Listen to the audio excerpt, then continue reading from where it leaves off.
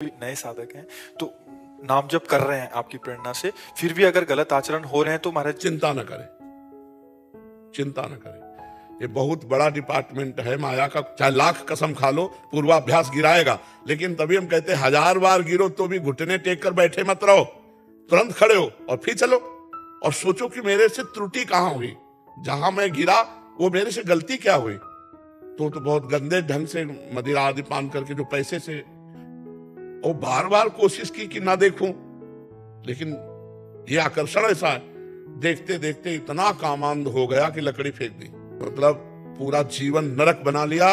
वैश्या के ही यहां रहने लगा, वैश्या से ही पुत्र उत्पन्न हुए। ये तो कहो, एक बार साधु मंडली आ गई तो उन्होंने कहा अब की जो पुत्र हो तो नारायण नाम रख देना। तो भगवान की कृपा से पुत्र में आसक्ति हो गई और नारायण नारायण इधर आना, नारायण उधर जा। तो अंतिम समय भी उसी पुत्र को पुकार रहा था नारायण, और भगवान की प्राप्ति हो गई। पहले प्रोत्साहित होके ये गलतियां स्वाभाविक हो जाती थी, आज पता लग रहा है कि ये गलती है महाराज। हाँ, मतलब इस सत्संग के कल असहनीय हो जाएगी, कल असहनीय हो जाएगी कि हो कैसे गई। जब असहनीय हो जाएगी तो छूट जाएगी। ये भी प्रोसेस है महाराज। हाँ बिल्कुल है, बिल्कुल है। इसके लिए जो चला है वही जान सकता, पढ़ा लिखा नहीं। पढ़ा लिखा तो कहेगा बिल्कुल नहीं होनी चाहिए, नहीं नरक की प्राप्ति होगी। नहीं, तुम अभी क्या जानते हो। तो ऐसे ही परमार्थ में चलने पर सैकड़ों बार, अब जैसे अनुभवी संतों से क्यों मिला जाता है, क्योंकि उनका अनुभव है, इसलिए क्यों जानते हैं। ये खेल ऐसा है, हजारों बार गिरने हो सकता है, लेकिन गिरना सहज है, उठना कठिन है। और उठाना हमारा कार्य है और गिरना तुम्हारा कार्य है। हम बार बार उठाते रहेंगे, एक दिन तुम्हें पहुंचा देंगे श्री जी तक। अखाड़ा ना छोड़े बस। बस खास बात है कि लक्ष्मण रेखा ना छोड़े, लक्ष्मण रेखा के अंतर्गत। करत करत अभ्यास के जड़मत होत सुजान, रस्सी आवत जात ही सिल पर होत निशान। जब पत्थर में निशान बन जाता है, हम बार बार परमार्थ में चलेंगे तो क्या ये अभ्यास हमारा नहीं बनेगा। जब ये अभ्यास बनेगा तो अभ्यास हम नष्ट कर देंगे, क्योंकि वो असत है, उसकी सत्ता नहीं है, और ये सत है, इसकी सत्ता है। ना सतो विद्यते भाव, ना भाव विद्यते सता। इसलिए साधक को प्रोत्साहन देना चाहिए, एक को खिलाफ रहना चाहिए, क्योंकि हमें पता है संसार से आया हुआ साधक इकट्ठे सिद्ध थोड़ी हो जाएगा। उससे गलतियां होंगी, उन गलतियों का अनुभव ही वो आगे चलकर महात्मा बनेगा। तो इसलिए गिरने वाला ही उठ करके चल सकता है। जैसे अब हम लोग मान लो किसी को दंड भी देते हैं, तो बाहर से कड़वा व्यवहार करेंगे और अंदर से प्रभु से प्रार्थना करेंगे कि इसकी बुद्धि को सद्बुद्धि दो। इसके जीव, प्रभु कैसा भी जीव है आपकी शरण में आया है, अगर आप इसे ठुकरा दोगे तो फिर जगह कहां रह जाए। अच्छे अच्छे को तो सब रखते हैं, बुरों को संभालो तब तो आप महान हो। देव गंगा आकाश गंगा में ये नंगे नहा रहे थे और शराब पिए हुए थे और अप्सराएं थी। जेही देवर्षि, भागवत में लिखा, जेही देवर्षि नारद आए तो अप्सराएं तो डर कर कपड़े पहन लिए और प्रणाम करके साइड हो गए। और वो कुबेर के पुत्र, धनाध्यक्ष कुबेर के पुत्र, त्रिभुवनपति कुबेर के पुत्र, और वो घमंड में, नारद जी ने कहा तुम देवता होकर और गंगा में निर्वस्त्र और मदिरा पान किए हुए, तुम्हारे को अब ठीक करना पड़ेगा। तो उनका जाओ साथ तो दिया, वृक्ष बनोगे पक्का, पर नंद बाबा के दरवाजे के बनोगे यमलार्जुन रूप में, तो भगवान श्री कृष्ण के द्वारा तुम्हारा उद्धार होगा। तो जब मैया ने एक दिन देखा कि लाला बड़ा उपद्रव कर रहा है, सब माट फोड़ दिए, माखन फैला दिया, तो कहा आज इसको बांधेंगी। तो ऊखल में बांध दिया। भगवान उसी ऊखल को घसीटते हुए गए और यमलार्जुन के बीच में फंसाया और उखाड़ा। सो यमलार्जुन से दिव्य देव पुरुष प्रकट हो गए, नलकुबर मणिग्रीव। क्योंकि जिन भगवान का दर्शन बड़े बड़े ऋषि मुनियों के लिए दुर्लभ है, वो भगवान का दर्शन और स्पर्श और संभाषण प्राप्त हुआ। तो ऋषि मुनियों का क्रोध भी परम मंगलदायक होता है। महाराज श्री दास भाव में श्री जी की कृपा, अलग सुकून, अलग निश्चिंतता, निर्भयता। गुरु जी, क्या सहिष्णुता बढ़ने से दास भाव और पुष्ट होता है? हाँ, गुरु भगवान ही है कि अब मेरा जीवन, मेरे प्राण, मेरा सब कुछ मेरे गुरुदेव का है, मेरे प्रभु का है। अब वो चाहे इसको सम्मान दे या अपमान दे, निंदा करवावे या स्तुति करावे, सुखमय रखे या दुखमय रखे, मेरा तो है नहीं, मैंने तो समर्पित कर दिया। बहुत ऊंची ऐसे भक्त के पीछे भागवत में निरपेक्षम मुनिम शांतम निर्वैरम समदर्शनम अनुब्रजाम्यहम नित्यम पूयेत्यंग रेणु भी। भगवान स्वयं कह रहे, जो निरपेक्ष है, किसी की अपेक्षा नहीं रखते कि आप हमें प्यार करो कि ना करो, आप हमें कोई अपेक्षा नहीं। जितना संसार परेशान है, अपेक्षा में परेशान है। पत्नी से अपेक्षा ऐसी, पुत्र से अपेक्षा ऐसी, परिवार से अपेक्षा, नौकरों से अपेक्षा, समाज से अपेक्षा। वो समाज की अपेक्षा का हेतु नहीं बनता, वो समाज से अपेक्षा चाहता है, तो उसको परेशानी ही परेशानी मिलती है। अपेक्षा मतलब परेशानी, और निरपेक्षता मतलब आनंद। आप हमारे साथ क्या व्यवहार करते हो मुझे कोई मतलब नहीं, लेकिन मैंने अपेक्षा ही नहीं की आपसे। निरपेक्षम और मुनिम, मुनिम माने हर समय मननशील। मननशील है ना, वो तुरंत मनन शुरू कर दिया और विवेक के द्वारा उसने काट दिया। संसारी आदमी द्वेष, अब वो झगड़ा हो गया, अब वो अशांति हो। और विवेकवान, जब मैंने कोई अपराध नहीं किया गाली दे, इसका मतलब भगवान का विधान है, और भगवान का विधान मैंने तो इच्छा की नहीं थी, भगवान की इच्छा ये है तो मैं सहूंगा। निरपेक्षम मुनिम शांतम निर्वैरम, जो तुमसे नहीं बोलता, जो तुमसे वैर करता है, जो तुम्हारा अमंगल करता है, उससे भी ऐसे। अब वो क्या अपेक्षा नहीं है ना, अब वो क्या कहता है उससे कोई मतलब नहीं। इसका फल क्या होगा कि भगवान कह रहे मैं उसके पीछे घूमता हूं कि उसकी चरण रज मेरे ऊपर पड़ जाए। भगवान तो जो शांत है, सहनशील है। अगर हमने आपको गाली दी, आपने गाली हमें दे दी, सब बराबर।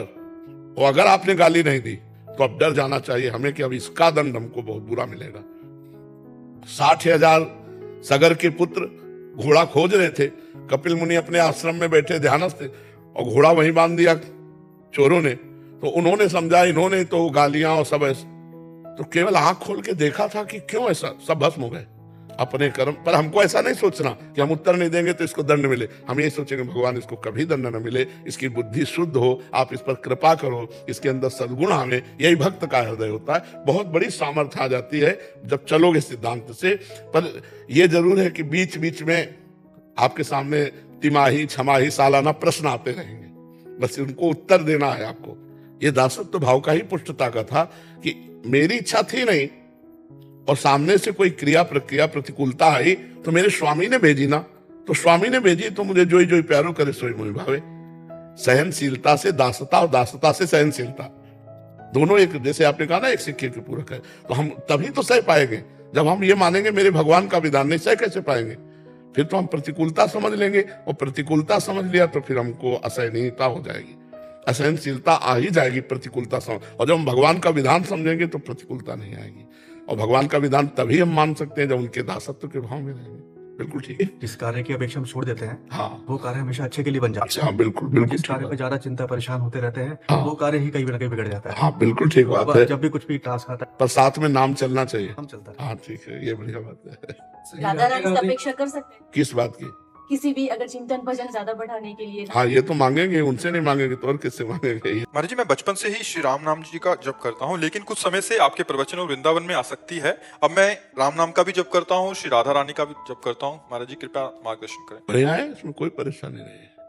कोई ऐसा राम जी नाराज थोड़ी हो जाएंगे कि अब हमारा नाम आप कम जपते हो, राधा रानी का ज्यादा जपते हो। वही परमात्मा एक है, इतना आप जानते हो, इतना सुना है। परमात्मा एक है, उसके रूप अनेक हैं, उसके नाम अनेक हैं। वही श्री जी है, वही राम जी है। अब हमारी रुचि हुई राम नाम जप रहे हैं, अभी रुचि हुई हम राधा राधा जप रहे हैं, कोई परेशानी नहीं, कोई परेशानी नहीं। आगे चलकर अगर उनको राधा रूप में आपको आसक्त करना है तो राम नाम धीरे धीरे अंतर ध्यान होता जाएगा, राधा नाम अधिक चलने लगेगा। तो जान लेना कि राधा रानी के रूप में राम जी मुझे घसीट रहे हैं, इसमें कोई परेशानी नहीं। अंदर से मत सोचो कि राम जी नाराज हो जाएंगे, एक ही तत्व है, दूसरा तत्व नहीं। बाबा राधा जी को जपते हैं और राधा कृष्ण की छवि दिखती है, प्रेम उनके प्रति है, लेकिन आलस्य कहें या कुछ भी कहें, राम नाम सरल लगता है। हाँ। तो फिर प्राप्ति किसकी होगी? जो आप चाहोगे, अगर राम नाम जप के चाहोगे कि राधा कृष्ण की प्राप्ति हो तो उन्हीं की प्राप्ति होगी। प्राप्ति। बिल्कुल बिल्कुल। महाराज जी, क्या आध्यात्मिक साक्षात्कार तभी होता है जब मन दुनिया के सभी विषय वस्तु से हट जाता है, या फिर दुनियादारी के साथ भी हम आध्यात्मिक साक्षात्कार कर सकते हैं? कृपया इस पर प्रकाश करें महाराज जी। दुनियादारी को अध्यात्म में बदलना पड़ेगा। हमारी दृष्टि यदि दुनियादारी की है तो कभी अध्यात्म का साक्षात्कार नहीं हो सकता। दुनियादारी को अध्यात्म दृष्टि से देखना होगा। यहाँ ना दुनिया है ना कोई दारी है, केवल एकमात्र परमात्मा ही। हम अपने आप को भूल गए हैं, हम भी वही स्वरूप हैं, पर हम देह भाव को प्राप्त होकर अपने को पुरुष मान रहे, अपने को स्त्री मान रहे, गुण भाव से अपने को अच्छा मान रहे, दोष भाव से बुरा मान रहे हैं। ना कोई अच्छा है, ना कोई बुरा है, ना कोई उत्तम है, ना कोई अधम है। वही एक परमात्म स्वरूप है। यह अध्यात्म दृष्टि ये सबको प्राप्त नहीं है। जिस दिन अध्यात्म दृष्टि प्राप्त होगी तब आप परमात्मा का साक्षात्कार कर पाएंगे। ऐसे ही सब में परमात्मा है, पर आप देख नहीं सकते। साधना करो, साधना रूपी प्रक्रिया करो तो आपको अध्यात्म दृष्टि प्राप्त होगी। तो जैसे दूध के बूंद बूंद में घी है, ऐसे ही कण कण में परमात्मा है। मेहंदी का पेड़ देखा है आपने? मेहंदी के पत्ते में मेहंदी के पेड़ में कहीं लालिमा नहीं है। और उसकी प्रक्रिया है, मेहंदी को पीसो, पीस के हाथ में लगाओ, आधा घंटा बाद देखो तो जिस आकार में आपने रखा था वो सब लाल हो जाएगा। ऐसे ही सब में परमात्मा है, पर बिना साधना के परमात्मा तत्व का अनुभव नहीं होता। हमारा पति पत्नी का रोल है, पर पावर भगवान है। क्या ऐसा कभी चिंतन करते हो कि मेरी पत्नी में भगवान है, इस रूप में मेरे लाडले प्रभु आकर हमें प्यार कर रहे हैं। पुत्र में भगवान है, माता पिता में भगवान है, समाज में भगवान है, नौकर में भगवान है, मालिक में भगवान है। ये आध्यात्मिक दृष्टि। व्यवहार हमको वही करना है। हम पुत्र के पैर नहीं छुएंगे, आशीर्वाद देंगे, उसे प्यार करेंगे, पर भाव यही रहेगा कि मेरे भगवान इस रूपों में है। बिना भाव के भगवत प्राप्ति नहीं होती। इतना आनंदमय जीवन हो जाए। सोचो, हम अपनी पत्नी को भगवान के समान प्यार करें, हम अपने पुत्र को भगवान के समान प्यार करें, हम अपने माता पिता को भगवान के समान, और जिससे मिले सबसे भगवत भाव, कहीं लड़ाई नहीं, कहीं झगड़ा नहीं, कहीं मलिनता नहीं, अभी आनंद आ जाए। तो दुनियादारी वाली दृष्टि से भगवत प्राप्ति नहीं होगी, पर इसी दुनिया से भगवत प्राप्ति हो जाएगी। इसी को भगवत भाव में लाना है। समझ पा रहे हो? और ये थोड़ी बारी जो कमियां है, गुस्सा, देखो एक गुस्सा का नाटक किया जाता है और एक गुस्सा आती है। गुस्सा नहीं आना चाहिए, गुस्सा का नाटक करना चाहिए। जैसे मान लो पुत्र है, अब वो पढ़ाई नहीं कर रहा, वो दंडता कर रहा है, तो हमें गुस्सा का नाटक करना है और उसको डांटना है। लेकिन अंदर से हम गुस्सा नहीं, बाहर से गुस्सा। नाटक कैसे किया जाता है? पूरा वैसे किया जाता है, लेकिन वो अंदर से नहीं होता। तो हमें चाहिए कि हमें जो रोल मिला है, हमारे पत्नी को हम कह रहे हैं भगवान के समय, लेकिन अगर कोई गलती हो जाती है तो हम उसको डांट भी सकते हैं, क्योंकि हमारा अधिकार है। तुमसे कोई गलती हो जाती है तो भी तुमको डांट सकती है, क्योंकि बराबर मित्रवत है, नहीं बराबर सम, बराबर हाथ में पानी ग्रहण किया गया। तो आपसे गलती हो, आपको भी क्षमा मांगना चाहिए। तो राधे राधे सभी को। इस प्रसंग में गुरु प्रेमानंद जी महाराज ने बताया कि किस तरीके से जब एक व्यक्ति ने पूछा कि उनके जीवन के अंदर वो नाम जप भी कर रहे हैं, मतलब भगवान की पूजा भी कर रहे हैं, और इसी के साथ में वो जो है यहाँ पर पापाचरण भी कर रहे हैं, गलत काम भी कर रहे हैं, तो क्या इससे उनके जीवन पर कुछ फ़र्क पड़ेगा या फिर वो कुछ गलत काम कर रहे हैं, इसके बारे में कैसे पता चलेगा? तो उस पर गुरु प्रेमानंद जी महाराज ने बताया कि देखिए, जो भगवान की भक्ति है वो आसान नहीं होती है। लगातार जो है हमें हर दिन कोशिश करते रहने पड़ती है। हर दिन जो है हमें जितने भी हमारे दिन भर की क्रियाएं होती है, दिन भर का काम होता है, हमारा मन जो है वो हमें भक्ति से भटकाने की पूरी तरीके से कोशिश करता है, गलत गलत आचरणों की तरफ हमें ले जाने की कोशिश करता है। और यही काम जो है दोस्तों ऋषि मुनि हजारों लाखों साल से करते हुए आ रहे हैं। उससे भी पहले कई ऋषि मुनियों ने बहुत ही अच्छा भक्तिमय काम किया, भक्ति करी उन्होंने, लेकिन उनका जो भक्ति था, उनका जो ध्यान था, वो टूटने में उन्हें सिर्फ एक क्षण लगा, एक सेकंड लगा, और उन्होंने गलत आचरण को अपना लिया। यही चीज़ होती है हमारे जीवन के अंदर भी, क्योंकि हम लोग हर दिन आजकल इधर उधर काम में लगे हुए रहते हैं, हमारे मोबाइल फ़ोन के अंदर हम लगे हुए रहते हैं। तो उस समय पर कई बार हम लोग का जो ध्यान होता है वो ऐसी चीज़ों में चला जाता है जहाँ पर नहीं जाना चाहिए था, और इसी वजह से उस समय पर जो हमारी भक्ति होती है वो धीरे धीरे करके टूटने लग जाती है। तो गुरु प्रेमानंद जी महाराज ने बताया कि जब जब भक्ति टूटने लगे या फिर भक्ति करने का मन नहीं हो, तो उस समय पर जो है ध्यानपूर्वक फिर से एक और बार मन को कठोर करके, मन को जो है ताकतवर करके एक बार फिर से भक्ति के अंदर लग जाना चाहिए, क्योंकि भक्ति जो है बिल्कुल साधारण नहीं होती है। बहुत समय लगता है भक्ति करने के लिए, मन को इतना ताकतवर बनाने के लिए कि यहाँ पर हमें सिर्फ भक्ति का ही ध्यान देना है, दूसरे किसी भी चीज़ों के ऊपर ध्यान नहीं देना है। वो चीज़ बहुत ही ज़्यादा मुश्किल होती है। तो इसी वजह से हर दिन जो है प्रयास करना ज़रूरी है, हर दिन प्रयास करते रहना है, चाहे आचरण गलत होते रहे, लेकिन जो भक्ति है, जो नाम जप है, उसे बिल्कुल भी नहीं छोड़ना है।